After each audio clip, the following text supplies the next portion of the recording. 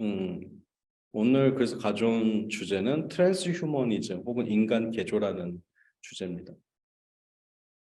그러니까 트랜스 휴머니즘은 뭐의 하위 분야냐면 그 포스트 휴머니즘의 하위 분야예요. 근데 포스트 휴머니즘 안에서도 그 슈퍼 휴머니즘의 한 축에 있는 거지. 트랜스하다, 인간을 이렇게 연결하고 더 확장하다, 뭐 이런 뜻에 가까운 이제 명명법인데, 예를 들어 이런 사람이 트랜스 휴머니즘이에요. 누군지 아세요? 스텔락이라는 그 아티스트입니다. 팔에다가 귀를 성형을 해가지고, 이게 아마 쥐 있잖아, 쥐의 등에다가 자기 그 세포를 이렇게 배양을 해가지고, 인간 세포를 배양해서 이제 거부감 없는 그 귀 모양을 성형한 그 기술로 알고 있어. 그래서 뭐 쥐는 죽었겠지, 솔직히 등이 뜯겼으니까. 그 등에 성형된 그 귀를 떼다가 자기 팔에다가 이식을 한 겁니다, 지금. 왜 이런 해괴한 짓을 했을까? 게다가 여기다 실제로 마이크 있잖아. 마이크를 달아놔가지고 수음이 되게끔 해놓은 거야. 여기가. 귀 여기도 있는데 여기다가 귀를 굳이 이런 방식으로 아주 사이보그적인 방식으로 이제 성형을 해서 넣은 거거든. 이게 이어온 암이라는 작품인데 이 양반은 거의 80년대부터 이런 행동을 해왔어요. 그러니까 아티스트인데 이 사람의 재료는 뭐야? 기술적 대상이기도 하고 동시에 자기 신체 그 자체이기도 하죠. 신체 개조 예술이라고 하는 그런 분야에 들어가 있는 사람입니다. 아주 선구자예요, 이 사람은. 그래서 이 사람이 항상 입버릇처럼 말하고 자기 작품에 항상 해설에다가 넣는 문구가 이거야. The human body is absolute. 우리 인간의 신체는 고루하다. 이런 관점을 가지고 있는 거죠. 초창기 작업을 보면 이런 작업도 했었어요. 로봇 팔을 통해서 자기의 팔과 또 확장된 팔을 또 이렇게 이제 넣어놓은 거죠. 이렇게. 요거 사실 그렇게 복잡하지는 않아요. 여기서 뭔가 기어를 움직이면 여기서도 이제 반영되게끔 한 약간 원시적인 형태의 이제 증강 뭐 로봇이라고 할 수 있는데, 그러니까 이 사람은 로봇 공학자는 아니야. 아닌데 이제 이런 퍼포먼스를 굉장히 빨리 한 거지. 80년대 후반부터. 생각해봐. 퍼스널 컴퓨터가 보급된 게 80년대 후반부터입니다. 전 세계적으로는. 한국 사회는 90년대나 와서야 보급되고. 그런 정도 시기에 뭔가 인간의 신체는 고루하니까 뭔가 기계적으로 확장을 해야 되는 시대가 올 거야라고 생각하고 이렇게 직접 이런 식의 이제 모형들을 계속 만들어내는 예술을 했으니 나름 앞서 나가는 사람이죠. 하여튼 계속 이런 작업을 해. 이렇게 뭐 귀 붙이고 뭐 팔 확장하고 뭐 발 확장하고. 그러니까 인양반은 제가 보기엔 한국의 성형수술 문화를 저는 찬양할 것 같습니다. 한국의 성형수술 문화는 한편으로는 정말 적극적인 자기 개조술이거든요. 우리나라의 성형수술. 그래서 아무튼 이런 예술가의 초상이 있고요. 정리하자면 이런 거고요. 나의 신체는 고루하다. 개조와 강화는 새로운 존재로의 이행이다. 이런 관점이 있습니다. 한편으로는 이런 관점도 있어요. 이 사람은 이제 시카고 대학교 조형예술대학의 교수예요. 와파 빌랄이라는 사람인데 이 사람은 The Third Eye, 제3의 눈, 제3의 자아라는 요 제목으로 뒤통수를 굳이 이렇게 째가지고 네 합판을 뭐 티타늄 합판 같은 거를 이제 여기다 댄 거지, 여기다 합금을 댄 거지, 돼가지고 이제 굳이 저런 이제 이식을 한 것입니다. 저 카메라는 내 뒤를 찍는데 와파빌랄 뒷면을 계속 찍는데 1분에 한 컷씩 계속 찍어서 와파빌랄의 홈페이지로 전송되게끔 하는 프로젝트라고 합니다. 이러고 몇 달을 지냈다고 하죠. 시카고 대학 내부에서. 그러다가 대학 당국의 제지를 받았다고 합니다. 교수님 이러시면 안 된다고. 이유는 초상권을 너무 해친다. 교수님이 계속 뒤통수로 여러분을 막 찍어가니까 학생들을 찍어가니까 그게 그 초상권의 문제가 있어가지고 뭐 그 문제에 대해서는 또 와파빌라리 받아들이는 이제 이게 단계가 있어가지고 그만뒀다고 하죠. 음. 또 저 같으면은 밴드 형태로 그냥 안전하게 할 것 같은데 탈부착이 가능하도록 할 텐데 굳이 이제 뭐 머리 뒤통수를 째가지고 이렇게 한 이유는 뭘까요? 이 사람이 이름이 와파 빌랄이잖아. 미국인이 아니라고 태생이 이란계 저기 선생이에요. 그러니까 이 당시에 이제 2010년 이전부터 이제 이 사람이 느꼈던 것은 미국 내에 그런 그 아랍인에 대한 엄청난 혐오 이런 걸 몸소 겪은 거죠. 뭐 본인이 좀 식자층이고 교수라고 해서 대접받고 이런 거 없는 거야. 잠재적 테러 분자로 이렇게 취급되기도 했고 그런 것들을 겪으면서 제3의 눈을 달고 다닌다면 어떨까? 내 뒤통수에도 눈이 있는 거잖아. 그러면 뒤에서 이렇게 째려보거나 뒤에서 뭔가 음흉한 시선을 보이기가 쉽지 않죠. 그렇지 않아? 약간 눈이라는 건 그런 거 아니야? 너 내 눈을 바라보고 얘기해봐. 가능해? 이런 거잖아. 사실 눈은 진실성의 기관이거든. 그래서 그 두 눈을 봐. 이런 말 많이 쓰잖아. 실제로. 내 눈 봐봐. 이렇게 말해봐. 너 말해봐봐. 이렇게. 눈이 거짓말하지 않는다. 이런 말을 쓰기도 하고 우리는. 그러니까 눈은 앞에만 달려 있어서 그래서 이 진실은 앞에만 존재하는 거지. 근데 뒤에다가도 단다면 내가 모든 눈을 다 가지고 있다면 앞뒤로 나에 대해서 함부로 할 수 없는 신체가 될 수도 있잖아. 그래서 와파빌랄은 굳이 뒤통수로 저렇게 수술을 해가면서 제3의 눈을 달아놓은 것이죠. 그러니까 이게 이제 스텔락하고는 좀 관점이 다른 거죠. 스텔락은 그냥 일종의 나는 스릴을 즐기는 사람 같아.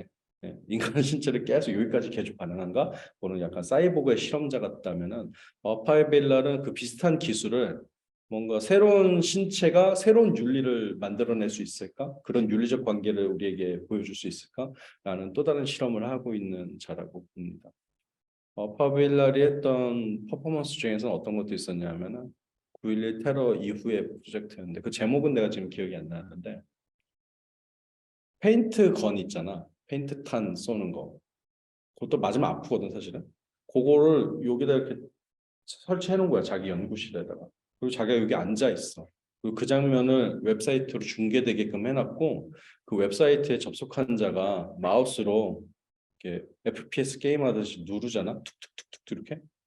페인트 총이 나가게 해놓은 거야. 그러니까 아랍인 계통의 나를 아랍 계통인 나를 너네가 쏘고 싶으면 쏴라고 말하는 거죠. 근데 한 몇만 발 맞았대. 그러니까 그 몸을 스스로 해치는 거지 일부러. 그래서 인간 이 네티즌들이 그러니까 익명화된 존재들이잖아. 이 네트워크 위에서 얼마나 잔인해질 수 있는가를 오히려 일부러 보여주려고 그 작업을 한 거죠. 아무튼 이 양반은 신체 훼손이라기보다는 변형이라기보다는 신체를 희생하는 예술에 가까운 것 같습니다. 자기 자신을 계속해서 이렇게 제물로 써보는 거죠. 말인즉 내 말은 무슨 말이냐. 포스트 휴먼이라고 다 같은 상상력으로 자기 몸을 개조하는 게 아니라는 거. 그래서 약간 그런 관점이 있고 이 작업이 한국에 와 있어요. 이 스텔락 작업도 한국에 있어요. 어디에 있냐면 부산에 있어. 부산에 현대모터 스튜디오라는 데가 있거든. 큰 그 일종의 이제 그 현대 자동차가 후원하는 예술 전시장인데 거기에 스텔락 작업 요거 와 있어요. 오른쪽에 있는 거 이거. 손 모양. 그 마치 무슨 우리 터미네이터 2 보면은 이렇게 스카이넷에서 이렇게 나와 있는 그 뭐 터미네이터 유물 뭐 이렇게 보존하듯이 이 스텔락의 작업이 이제 거기에 전시돼 있고요. 서드 아이도 있어요. 거기에 있어요. 거기 모터 스튜디오. 뭔가 어울리지. 자동차 업을 하는 어떤 기업이 후원하는 예술가 뭐 이런 느낌이 좀 나지. 근데 약간 웃겼던 게 작년에 갔는데 큐레이터가 뭔가 몰랐던지 이걸 한국어로 적었더라고. 서드 아이를 썰디라고 영어 한국 썰디. 썰디란 작업을 와파빌라리 했나? 네, 이거를 그렇게 발음했더라고. 좀 이상하지, 그치? 서드 아이라고 해야지. 그래야 이 여러 가지 복합적인 말이 느낌이 다 나지. 이런 작업을 했던 아티스트가 있다라고 제가 소개해 드리는 겁니다. 이런 아티스트들을 제가 소개하는 이유는 이들은 어쩌면 미래의 우리들의 모습일 수도 있기 때문입니다. 그냥 괴상한 사람들, 아트니까 뭐 그냥 예술가에 불과하다 뭐 이런 게 구별지으려고 하는 게 아니라 예술가들은 어떤 면에서는 어떤 한 사회의 모습을 좀 일찍 땡겨오는 자에 가깝다라는 거야. 그건 뭐 사실 이 수업에서 내가 몇 번씩 강조하는 거죠, 여러분. 그 일전에 우리 SF와 펑크 운동 같은 거 할 때 그 공상적인 사변적 세계관이 왜 중요해? 그런 세계를 땡겨서 말이라도 여기로 데리고 와서 뭐야? 실험할 수 있기 때문이죠. 말이라도 어떤 상황을 통해서. 그러니까 이런 양반의 이런 퍼포먼스는 계속 우리로 하여금 앞으로 만약에 우리의 몸이 계속 변할 수 있다면 어떤 관계들이 만들어질까 이런 시뮬레이션의 공간들을 계속 제공하는 거죠. 그래서 다소 SF적인 그런 가치를 가지고 있는 것 같습니다. 아무튼 머파빌럴은 꽤나 진지한 사람입니다. 그래서 제3의 눈으로 세상을 보는 일이 야기할 윤리적인 문제는 윤리성을 이제 제기하고 있죠. 이런 사람도 있어요. 직접 한번 검색을 해보세요, 여러분 유튜브에. 약간 아무튼 뭐 좀 너무 이렇게 징그러워하는 사람들이 있어서 제가 이제 영상은 가져오지 않았는데 오를랑이라는 사람이고요. 아주 그 아까 그 저기 스텔락이라는 작가가 있었잖아. 쌍벽을 이루는 두 신체계조 예술가입니다. 프랑스 출신이고요. 이분은 이제 요 세인트 오를랑이라는 퍼포먼스를 93년에 했는데 오른쪽에 있는 것처럼 성형수술 퍼포먼스야. 마취를 해가지고 아프질 않는 거야. 요 몸 밑으로 몸 여기도 그렇게 아프질 않은 거야. 그래서 그냥 웃으면서 그 생중계를 해. 막 살을 막 째고 막 이러는데 약간 좀 네, 끔찍하죠 어떤 면에서는. 그래서 이제 왜 이런 퍼포먼스를 했냐? 그 서양의 명화에 보면 그런 비너스 상부터 시작해서 그 여인들의 아름다움에 대한 그런 찬사로 가득하잖아. 명화라는 것들이. 주로 이제 여성을 신비화시키는 거죠. 아름다움의 대성으로 이렇게 전락시키는 방식이기도 하고. 그래서 오를랑이 이런 제안을 한 거야. 그러면 그 미의 여신들의 모든 요소를 내 몸 안으로 가져와 보겠어. 라고 하는 거지. 그래서 뭐 비너스상의 턱을 가져오기도 하고 뭐 이런 거야. 뭐 어떤 천사의 입술을 가져오기도 하고. 그래서 이상화된 그런 아름다움을 자기 몸 안으로 다 가져왔을 때 과연 너는 어떻게 생각해? 라고 하는 그런 퍼포먼스를 스스로 보여줍니다. 일종의 서양적 아름다움에 대한 엿먹이는 예술을 한 거죠. 엿먹이는 예술을 한 거예요. 그쪽에 대해. 급기야는 이런 작업도 하셨어요. 이 작업은 이 제목이 분명치 않아서 그냥 얼굴 이 모습만 가져왔는데 아까 그건 아름다움을 흡수하는 작업이었다면 이거는 강인함과 뭐 그런 동물적 신체들 있잖아. 이런 각진 코, 뭐 뿔 이런 거 다 동물적인 요소들이잖아. 그런 동물적인 신체를 자신의 몸 안으로 흡수하는 그런 프로젝트를 하기도 했었습니다. 그러니까 뭐 대단한 사람입니다. 어떤 면에서는. 네. 이런 퍼포먼스를 왜 했냐라고 하니까 인터뷰에 이렇게 대답을 하시더군요. 이 남성과 여성의 어떤 혼종이라는 것은 그냥 뭐 예를 들어 남성인지 여성인지 혹은 흔히 말하는 일반적인 어떤 그런 극대화된 어떤 그런 성별을 교란하는 것뿐만 아니라 그 모든 것을 흡수통이라는 방식이어야 된다. 나는 그 모든 것을 내 몸 안에 가지고 싶어라고 말하는. 심지어 남성과 여성의 문제뿐만 아니라 뭐야? 동물적 육체까지, 신체까지. 그러니까 급기야 인간성이라는 게 약간 흐려지는 지점까지 가는 거죠. 네. 기존의 인간성을 강화시키는 것뿐만 아니라 뭐야? 강화시키다 보니까 얼굴을 싹 잘 보면 약간 동물 같기도 하고 뭐 그런 요소를 이제 아예 가져오는 거죠. 근데 지금은 뿔 많이 빼셨어요. 뿔 빼고 코도 뺐어요. 빼고 요즘 또 어떤 작업을 많이 하냐면 디지털라이즈된 작업을 많이 해요 요즘. 그래가지고 자기 몸을 다 전신 스캔해서 게임 아바타로 만든 거야. 고품질의 그것하고 영화 혹시 영화 에일리언 아세요? 옛날 네, 입막 두 개 나오고 말. 그거랑 합쳐서 자기 몸. 그래서 외계인적 신체와 본인의 신체를 가상의 방식으로 이제 결합하는 그런 프로젝트를 하게 됐죠. 그러니까 스텔락이 이제 전형적인 슈퍼 휴머니즘 혹은 트랜스 휴머니즘에 가깝다면은 오를랑은 트랜스 휴머니즘으로 시작했지만 뭐말 그대로 인간성을 종말시키는 그런 포스트 휴머니즘에 가까운 행보를 보여주고 있는 것 같습니다. 그래서 뭐 이런 거죠. 굳이 이제 젠더적으로만 해석을 하자면은 남성성에 반대하는 것이 아니라 차라리 통합해버리는 새로운 젠더 신체, 나 스스로를 개조할 권리를 갖는다. 이런 걸 선언하시는 거죠. 일전에 제가 혹시 가속주의에 대한 얘기를 좀 하지 않았습니까? 가속주의. 우리 시대 이런 테크노 컬처가 너무 억압되어 있기 때문에 이 억압을 풀어서 뭔가 더 나은 세상을 빨리 땡겨오는 그런 이제 정치 사상이 있다고 했죠. 그게 이제 영미권에서는 2013년을 기점으로 이제 젊은이들의 하나의 운동이었다고 했고 지금 이제 많이 깔아앉았지만 그 가속주의 그룹이 여러 분파가 있는데 특히 이제 페미니즘 분파도 있어요. 페미니즘적 가속주의 분파. 근데 그 제노 페미니즘이라고 불리는 이제 그 스타일인데 제노 페미니즘을 요구하는 사람들의 요청사항 중에 하나가 뭐냐면 우리는 우리 스스로를 개조할 권리를 가져야 된다. 약물에 의한 개조, 뭐 이런 기술적인 대상을 통한 개조, 이 모든 개조의 권한을 우리가 가져서 이 기존의 사회 문법에 통용되지 않는 새로운 신체를 우리는 만들 수 있어야 된다. 근데 지금 현재 우리 사회는 이 모든 것이 불법으로 규정되어 있다. 그래서 우리들의 자유를 이런 스스로를 개조할 수 있는 권리에서 찾자. 뭐 이런 얘기를 하기도 합니다. 아무튼 뭐, 네. 강력하지. 예, 강력하고 아주 급진적이지. 한국 사회는 사실 이런 생각에 뭐 이런 조각도 내보면 내비칠 수가 없습니다. 왜? 우리 다 유교 문화에 아주 찌들어 있는 존재라서 뭐 문신하는 것도 아직도 사실은 문제가 많죠. 문신하는 거 뭐 법적으로 합법적으로 지금 사실은 저기 뭐야 문신사라든지 이런 사람들 합법적인 직업이 아니죠. 현재도 아직까지는 문신은 원래 법적으로는 의사만 할 수 있게끔 해놔가지고 사실 제어해 놓은 겁니다. 문화적으로는. 근데 누가 문신하잖아 지금도, 그지? 근데 뭐냐면 일부러 놔두는 거예요. 행위를 막을 수는 없지만 정신적인 입법은 절대 풀어주지 않는다라는 겁니다. 정신적인 제한은 풀어주지 않는 거지.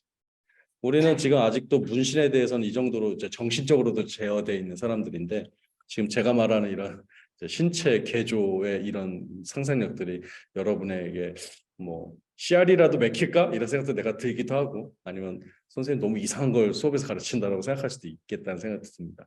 하지만 아무튼 뭐 제가 뭔가 이상한 걸 가르치려고 하는 게 아니라 트랜스 휴머니즘의 어떤 분파를 알려주고 하는 거예요. 알려주려고 하는 거예요. 그리고 이런 생각을 해보세요. 우리가 좀 전에 이제 제가 오를랑이나 스텔라 그리고 와파빌라의 막 이렇게 신체가 변형되는 모습들을 이렇게 설명하니까 우리 주메인 학생도 그렇고 여기 일부 학생도 인상이 찌푸려졌다고. 뭔가 끔찍한가 봐, 그치? 네. 어떠세요? 걱정됩니까? 네. 아프지 않을까? 뭐 이런 거. 네. 아프지 않다면, 네. 마취됐으면 안 아프다면, 그래도 뭔가 걱정되죠. 그리고 한편으로는 좀 두렵기도 하죠. 이게 우리가 그렇게 길들여진 겁니다, 사실은. 이 우리의 신체적 감각이라는 게 여기까지는 인간성을 가진 존재야. 근데 이걸 넘어면 인간성 말살에 해당해라고 하는 우리의 이 저기 구분법이 있는 거죠. 그러나 한번 생각해 보세요. 인간이 계속 고정된 인간이었던 적이 있습니까? 있냐고. 신체가 개조되지 않았더라도 인간이 계속 같은 시공간에 대한 감각을 가지고 있었던 적이 있냐고. 없잖아. 이거는 제 주장이 아니에요. 정말 많은 역사학자들이나 이 기술 철학자들의 통찰의 결과입니다. 비슷한 식으로 이 세계를 이렇게 구성하는 어떤 걸 패러다임이라고 하죠. 패러다임. 패러다임이 통용되는 게 200년, 300년이 항상 주기로 바뀌어요. 시간에 대한 우리의 관념 언제나 변해왔잖아. 인간은 계속 사실 변해오는 존재라고 사실은. 왜 신체는 변형되면 안 돼? 라고도 말할 수 있는 거라고 사실은. 이게 다 근거가 있다고 이런 논리적 근거가. 여하간 그럼에도 불구하고 뭔가 끔찍해라고 하는 것은 결국 우리가 설정해 놓은 인간성 한계에서 우리가 이걸 보고 있기 때문이라는 거죠. 그런 얘기를 좀 드리고 싶고, 요 재밌는 논문이 하나 있는데 지금은 이제 동아대학교에 가신 거 임소연 박사님이 계신데 이분이 한때 아시아에서 가장 많이 인용된 논문 한국인 저자 중에 한 명이었어요. 왜 한국인 저자의 논문을 많이 인용했냐? 그럴 수밖에 없는 유니크한 아이템을 가지고 있었거든요. 이분은 전 세계 유일의 성형수술 문화 연구자입니다. 왜? 한국 문화가 한국의 이 성형수술 기술이 굉장히 고도로 발달했고요. 우리 메카잖아요. 성형수술의 메카라서 정말 외국인들도 엄청 많이 들어와요, 여기 안에. 그러니까 뭐 사회가 이제 그렇게 구조화된 거죠. 이제 이런 서양인들을 향한 어떤 그런 아름다움의 추종들이 성형수술 기술의 발달과 축적으로 이어졌고 그런 것들이 이제 성형수술 산업을 굉장히 크게 만들었고 그게 일종의 어떻게 보면 수출까지 가능한 시대가 된 거거든요. 그러니까 참 모순인 거라는 거야. 우리들의 마음과 정신 상태는 약간 유교적 틀에 여전히 유지되고 그 안에 이제 한계 지어지고 있지만 한편으로는 전 세계적으로 자기 개조를 제일 많이 하는 나라는 한국입니다. 모순 아니야 이거는? 그지? 이게 일치되지 않고 있잖아.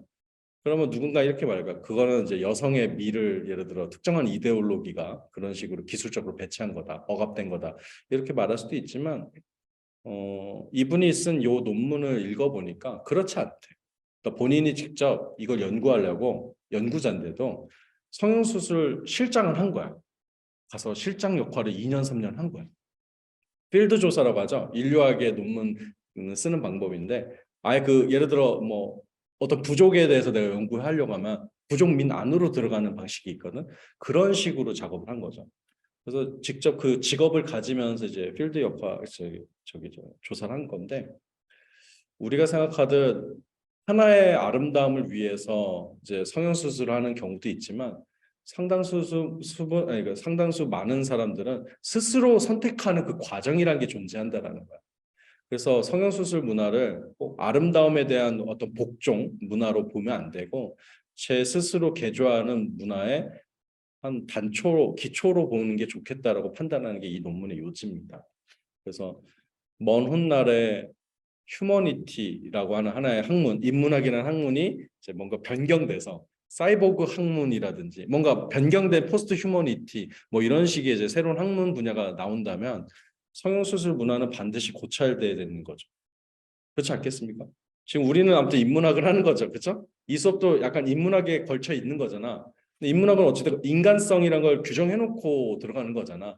근데 이제는 기계와 인간의 구별이 사라지고 스스로 변형할 수 있는 이런 자유가 생긴다면 아마 그건 다른 학문으로 불러야 될걸요? 사이보그 학이라고 불러야 될걸요?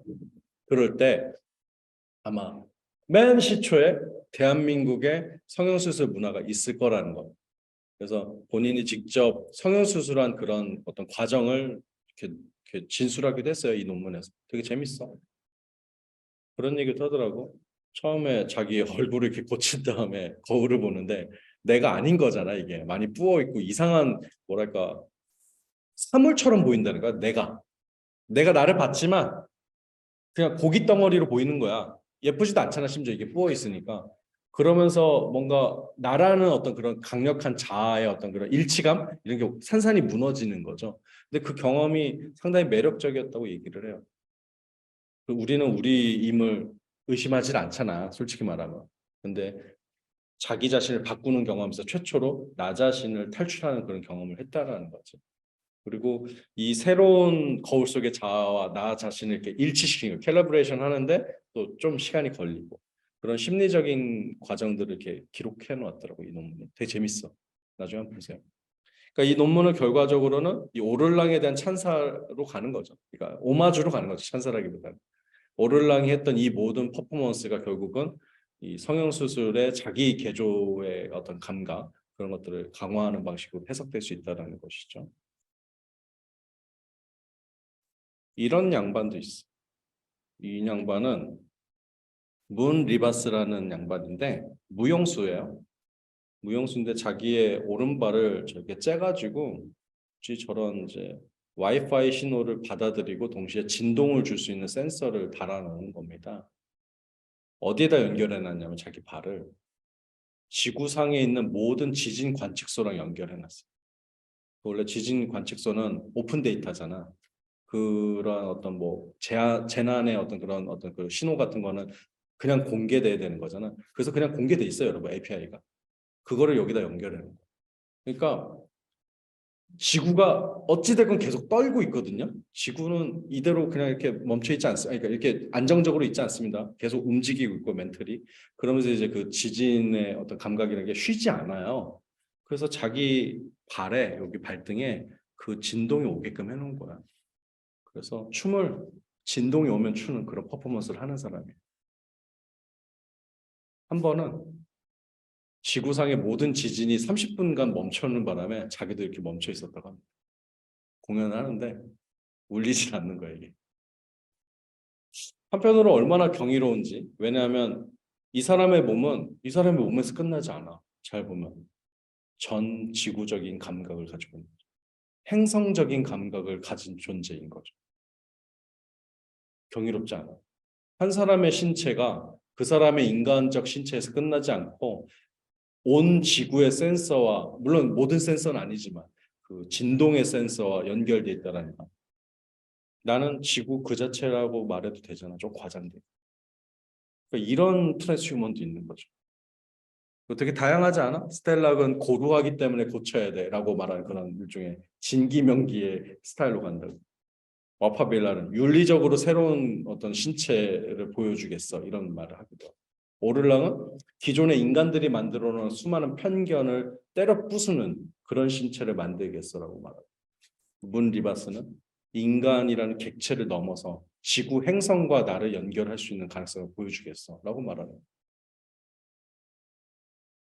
트랜스휴머는 그러니까 단일하게 그냥 단순한 나를 강화한다는 개념만으로 가지 않는다는 거죠. 이렇게 인간성을 버림으로써 이제 다른 사물들의 오히려 입장을 이해하게 되는 그런 관점을 가져오는 것이죠. 그런 예술을 한다면 어떨까? 인류세적인 예술. 지구에 플라스틱이 계속 늘어난다면 내 주변에 삶의 어떤 요소들도 막 플라스틱이 막 늘어나는 그런 뭔가 반영적인 예술을 한다면 어떨까? 아니면 플라스틱을 내가 입으로 먹어야 되는, 내가 버린 걸 내 입으로 넣어야 되는 그런 퍼포먼스를 한다면 어떨까? 굉장히 속죄하는 방식의 예술이라면. 한편으로는 굉장히 비인간적이고 끔찍하지만 동시에 새로운 윤리적 존재로서 느껴지기도 합니다. 그런 퍼포먼스 자체. 그것과 관련된 영화를 한 편 제가 이 수업 끝나고 공개해 드릴 테니까 집에 가서 한번 보세요. 한 2시간짜리 안 되는 건데 그 데이비 크랜버그의 미래의 범죄라는 영화예요. 일전에 내가 이 수업에서 중간중간 인용했던 그 영화인데 그 영화에는 두 가지 트랜스휴먼이 나옵니다. 하나는 내장, 내장을 막 성형하는 존재, 그리고 하나는 플라스틱을 먹는 새로운 인종. 그 두 명의 트랜스휴먼이 그 미래의 상황에서는 범죄자인 거죠. 경찰이 막 쫓아오면서 경찰이 이런 말을 합니다. 이 사람들 그대로 두면 안 돼. 이 사람들 그대로 두면 인간성이란 게 말살될 거야. 우리 모두의 인간성이란 개념이 허물어질 거야. 인양반들을 다 감춰야 돼. 이 존재들을 없애야 돼라고 말하거든. 한편으로 기존의 체제에서는 포스트 휴먼은 엄청난 반역자들이죠. 그러니까 꼭 무슨 정치적으로 막 어떤 막 외침, 그지? 의식적인 외침, 뭐 의식적인 정치적 행동만이 반항이 아니라 실제로 이런 거 인간성의 개념 자체를 뭔가 변경시키고 허물는 게 훨씬 더 급진적인 정치적인 행동일 수도 있어요. 그걸 더 두려워하지 않을까? 뭔가 권력을 가진 존재라면, 기존의 체제를 유지하고 싶은 존재라면, 한편으로는 그런 이제 반역성을 가진 예술도 가능하다. 그래서 문 리바스는 전 지구적인 감각을 가진 예술가의 신체를 보여주고 있다라는 것. 잠깐만, 이 채팅. 네, 뭐 안 들렸었어요? 들리죠? 네, 들려. 네.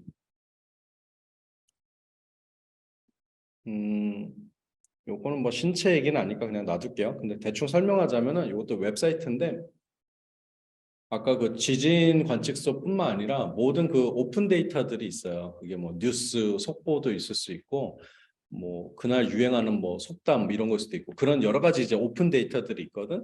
그런 오픈 데이터들을 끌어다가 랜덤한 문장으로 만드는 그런 프로젝트도 있더라고. 그래서 요하네스 헐덴이라는 요 듀오인데 그 에볼루션이라는 요 작업이 이제 그런 떠돌아다니는 단어들이 있잖아요. 그걸 뭉쳐가지고 그럴듯한 문장으로 막 진화시키는 그런 웹사이트를 운영한 적도 있었습니다.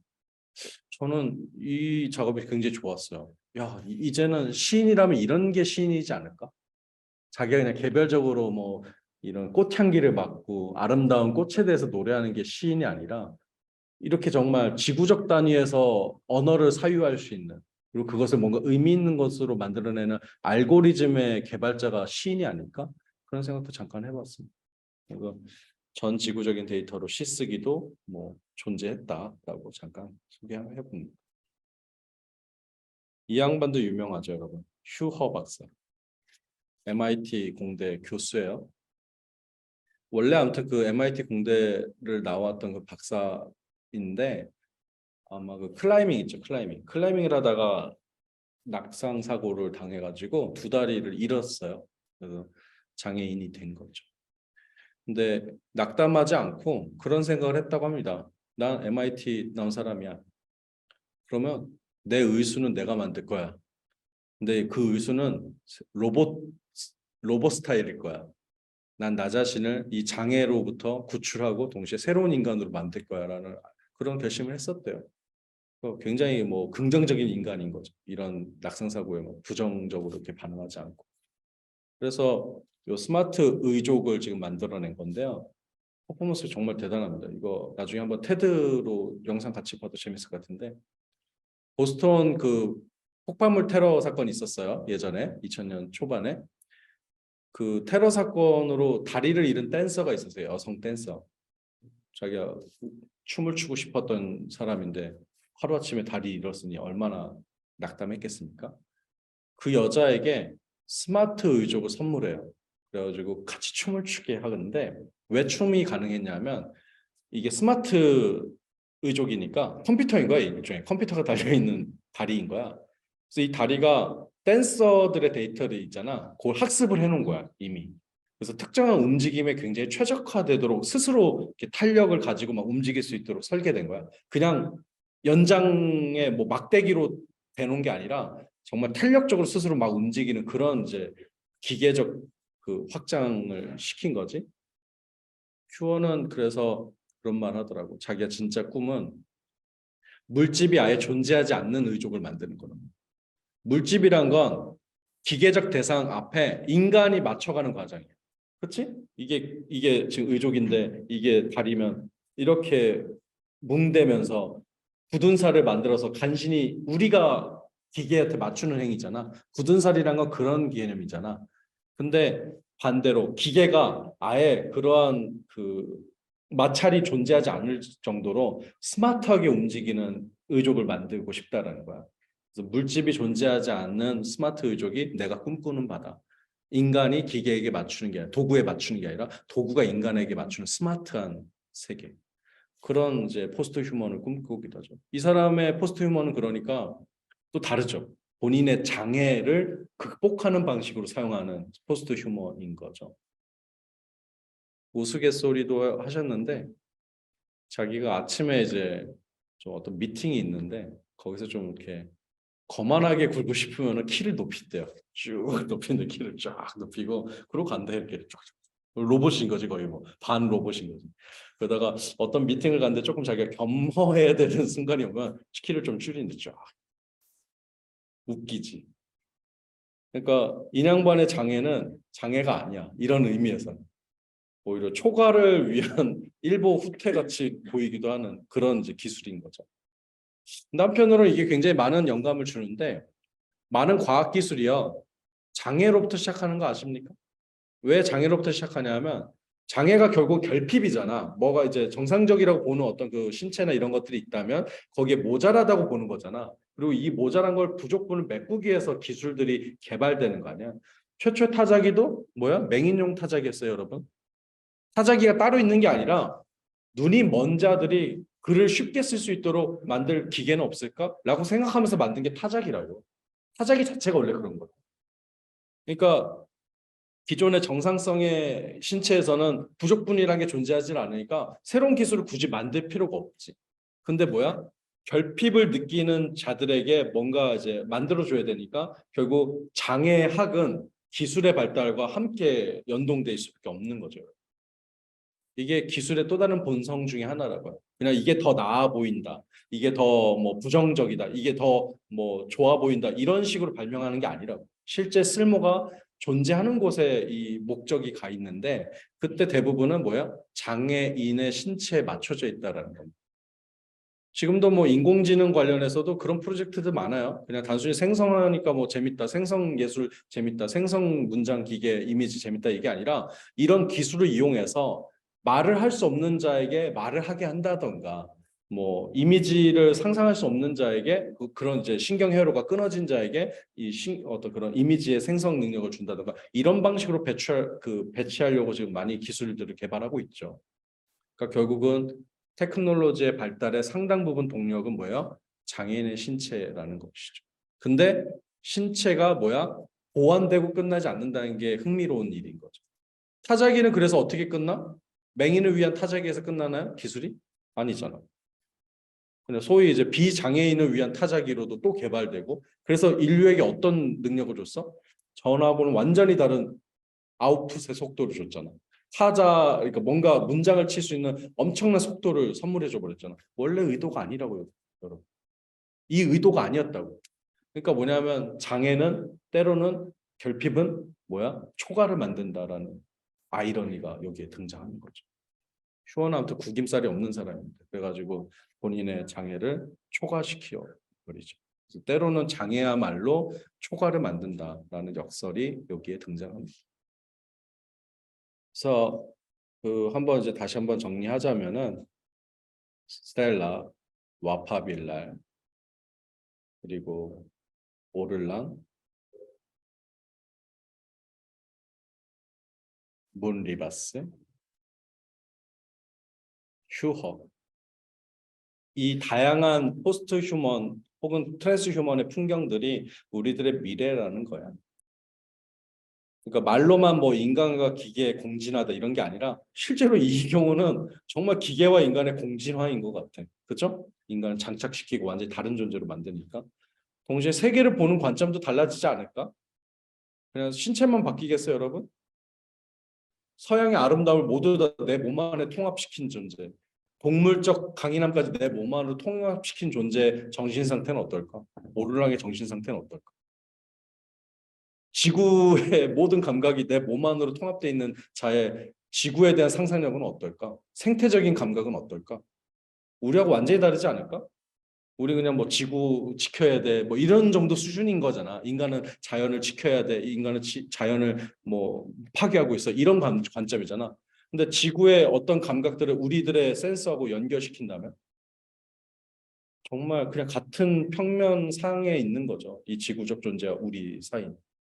그래서 말로만 뭐 은유적으로만 그냥 우리와 사물과 동물과 뭐 지구 사이에 위계 질서가 없다 이런 말을 할 게 아니라 실제로 이런 센싱으로 연결할 필요도 있다고 난 생각해요.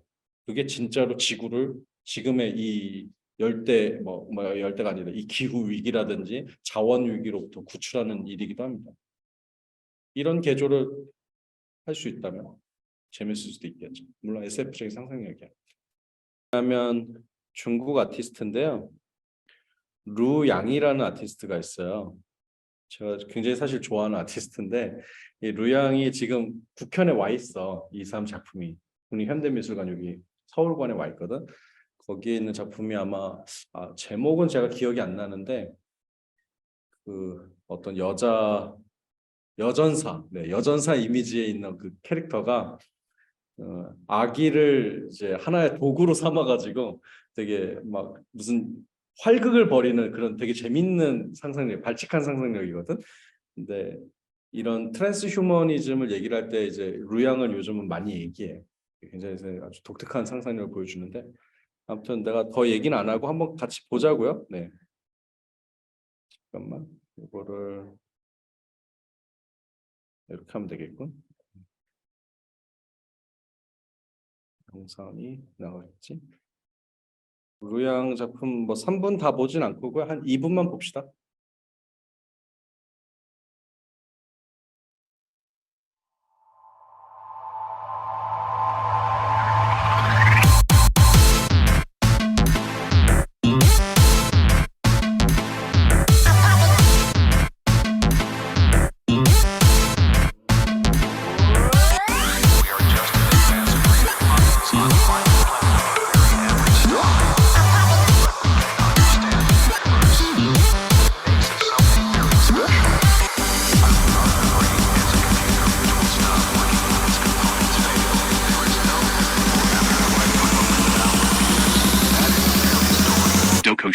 Yokushi.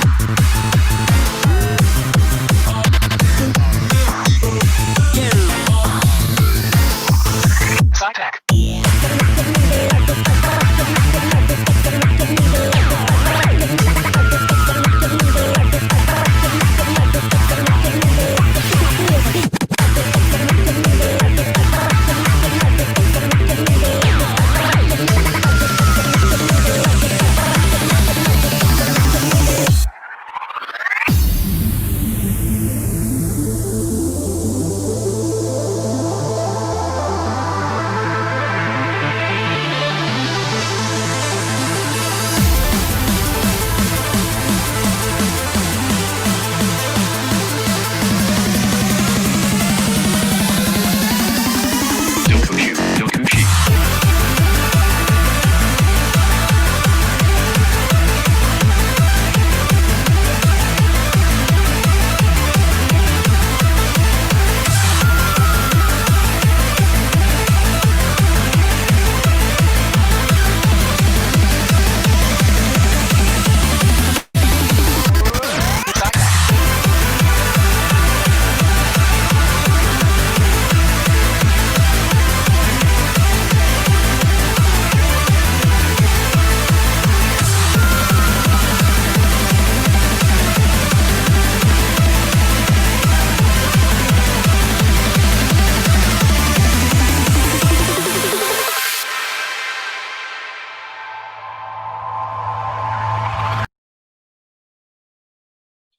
네, 좀 전에 봤던 작품은 루 양이라는 중국의 미디 아티스트의 작업이고 이게 아마 작년 작업일 거예요. 그리고 제가 여기에 국내 왔을 때 이 작업에 대한 서평도 제가 썼었습니다. 요 작품평도 썼는데 어떻게 만든 거냐면 되게 좀 독특하죠. 이 가상 인간이야.